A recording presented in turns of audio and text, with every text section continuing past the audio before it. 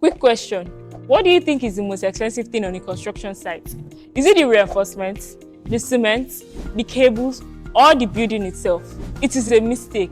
One small mistake can shut down the project, injure someone, or can cost you time and money. That is why construction safety isn't just about wearing your helmet and boots.